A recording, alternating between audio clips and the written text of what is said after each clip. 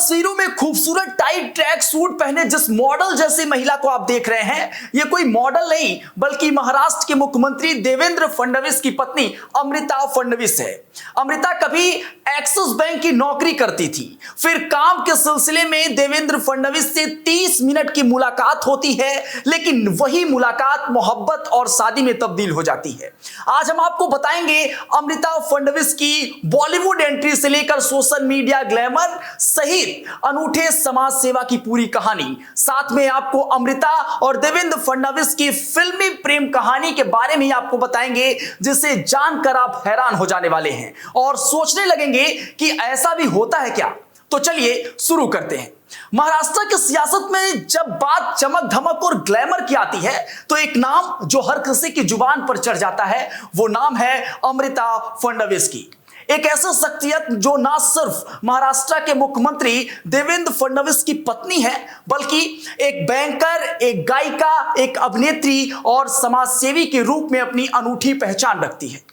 उनके ग्लैमर अंदाज और प्रोफेशनल अचीवमेंट ने उन्हें हर किसी के दिल की धड़कन बना दिया है। सोशल मीडिया पर ग्लैमर का तड़का लगाने वाली अमृता फडणवीस के ऊपर जब भी कोई उंगली उठाता है तो देवेंद्र फडणवीस उसका जवाब देते हैं। जब सियासत में अमृता के ऊपर भ्रष्टाचार के आरोप लगते हैं तो देवेंद्र फडणवीस अपनी पत्नी के लिए ढाल बनकर खड़े हो जाते हैं। अमृता और देवेंद्र की प्रेम कहानी जो एक फिल्मी प्रेम कहानी की तरह है, वो हम आपको आगे बताएंगे, लेकिन उससे पहले आप अमृता फडणवीस के बारे में जानिए। दोस्तों, 9 अप्रैल 1979 को नागपुर में जन्मी अमृता फडणवीस, जिनके मायके का नाम अमृता रनाडे है, एक ऐसे परिवार से आती हैं जहां प्रतिभा और मेहनत की विरासत थी। उनके पिता शरद रनाडे एक मशहूर नेत्र रोग विशेषज्ञ और मां चारुलता रनाडे स्त्री रोग विशेषज्ञ थी। अमृता ने अपनी स्कूली शिक्षा नागपुर से की, फिर स्नातक किया और इसके बाद उन्होंने पुणे के एक लॉ स्कूल से फाइनेंस में MBA किया। बचपन से ही अमृता की रुचि खेल और कला में थी और उसके साथ ही वो राज्य स्तर के अंडर 16 टेनिस खिलाड़ी भी रह चुकी हैं। अमृता ने 2003 में एक्सिस बैंक में बतौर कार्यकारी कैशियर अपने करियर की शुरुआत की और अपनी मेहनत से नागपुर में एक्सिस बैंक के बिजनेस शाखा की हेड बनी। आज वो एक्सिस बैंक में उपाध्यक्ष लेन देन बैंकिंग विभाग के पद को संभाल रही हैं और 17 साल से इस क्षेत्र में अपनी छाप छोड़ रही हैं। लेकिन उनकी कहानी सिर्फ बैंकिंग तक सीमित नहीं है। संगीत में उनकी गहरी रुचि ने उन्हें एक गायिका बनाया। 6 साल की उम्र से शास्त्रीय संगीत की ट्रेनिंग लेने वाली अमृता ने प्रकाश झा की फिल्म जय गंगाजल में सब धन माटी गीत गाकर बॉलीवुड में डेब्यू किया। इसके अलावा उन्होंने गोपीनाथ मुंडे की बायोपिक संघर्ष यात्रा के लिए भी गाना गाया। उनकी मखमली आवाज और ग्लैमरस अंदाज ने उन्हें सोशल मीडिया पर भी स्टार बना दिया है, जहां उनके 1.3 मिलियन से ज्यादा इंस्टाग्राम फॉलोअर हैं। अमृता सिर्फ ग्लैमर और प्रोफेशनल लाइफ तक सीमित नहीं है, वो एक जागरूक समाज सेवी भी हैं।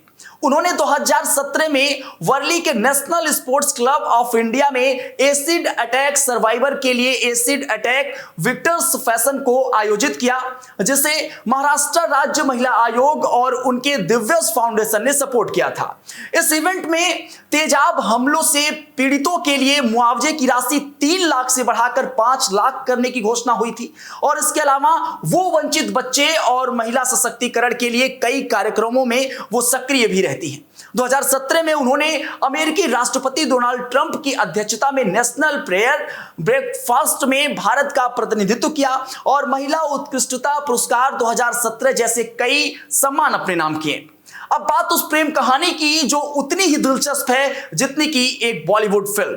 देवेंद्र और अमृता की पहली मुलाकात 2005 के एक कॉमन फ्रेंड शैलेश जोगलेकर के घर पर हुई थी। उस समय देवेंद्र दूसरी बार विधायक बन चुके थे और अमृता एक्सिस बैंक में अपने करियर की ऊंचाइयों को छू रही थी। अमृता ने एक इंटरव्यू में बताया कि वो आधे घंटे की मुलाकात के लिए गई थी, लेकिन देवेंद्र से बातचीत इतनी गहरी हो गई कि 1.5 घंटे कब बीत गए उन्हें पता ही नहीं चला। देवेंद्र की सादगी और ईमानदारी ने अमृता का दिल जीत लिया था। हालांकि अमृता मजाक में कहती हैं कि देवेंद्र बिल्कुल ही रोमांटिक नहीं है, उनकी जिंदगी का प्यार सिर्फ और सिर्फ राजनीति है। फिर भी दोनों की केमिस्ट्री कमाल थी। दिसंबर 2005 में दोनों ने एक दूसरे से शादी रचाई। 2007 में उनकी एक बेटी हुई दिविजा, जिनका नाम रखा गया। अमृता कहती हैं कि देवेंद्र हमेशा व्यस्त रहते हैं, लेकिन परिवार के लिए वक्त निकालना उनकी एक खास आदत है।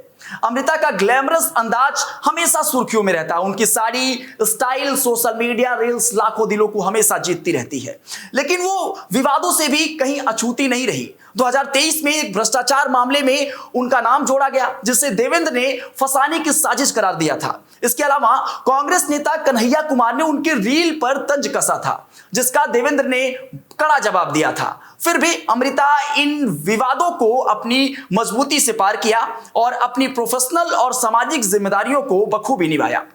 रोचक तथ्य यह है कि अमृता की कमाई उनके पति देवेंद्र से कहीं ज्यादा है। 2019 से 2024 के बीच उन्होंने 5.05 करोड़ रुपए की कमाई की, जबकि देवेंद्र की आय 1.66 करोड़ रही। उनकी वित्तीय सूझबूझ, शेयरों और म्यूचुअल फंड्स में उनकी निवेश से भी ये सारी चीजें झलकती हैं। उनकी कुल संपत्ति, जिसमें 1.35 किलोग्राम सोना और रियल एस्टेट शामिल है, 13.27 करोड़ रुपए का। और अमृता का इंस्टाग्राम अकाउंट उनके ग्लैमर और प्रेरणादायक व्यक्तित्व का आईना है, जहां वो सामाजिक मुद्दों से लेकर फैशन तक हर क्षेत्र में छाई रहती हैं। अमृता फडणवीस एक ऐसे शख्सियत है जो ग्लैमर, टैलेंट और सामाजिक जिम्मेदारियों का अनूठा संगम है। उनकी प्रेम कहानी, जो सादगी और गहरी बातचीत से शुरू हुई, आज भी उतनी ही प्रेरणादायक है।